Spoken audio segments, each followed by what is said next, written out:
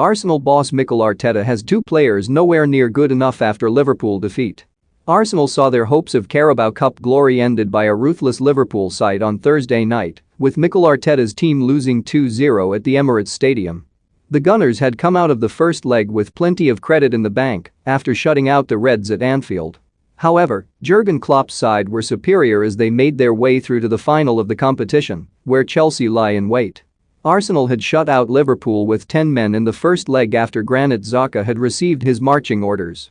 Yet the Gunners were unable to complete the job at the Emirates Stadium, with Klopp's side putting in an outstanding performance on the night.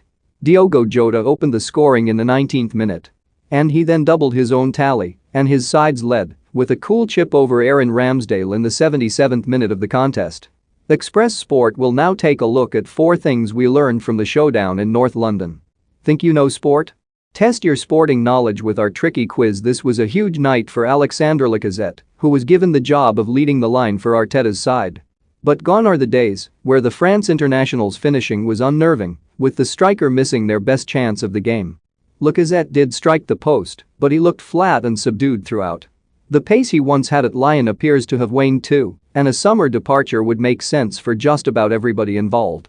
Another Arsenal player who isn't up to standards is Thomas Partey. His red card in the closing stages, days after he'd returned from the African Cup of Nations, was yet another blow to Arteta's team. Partey has rarely convinced since joining from Atletico Madrid and, in the wake of this latest setback, there's nothing to indicate he'll come good.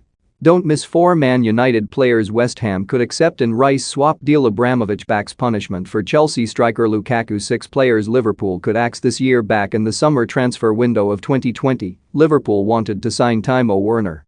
Instead they missed out, with Chelsea signing the Germany international from RB Leipzig instead.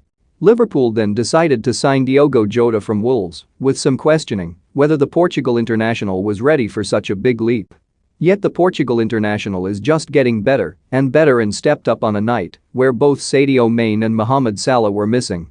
Jota's finishing is deadly, and Premier League rivals must be kicking themselves for not going for him when they had the chance.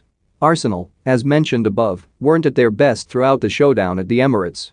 But Gabriel Martinelli was a shining light, with the Brazilian's speed and directness causing the visitors problems throughout the match.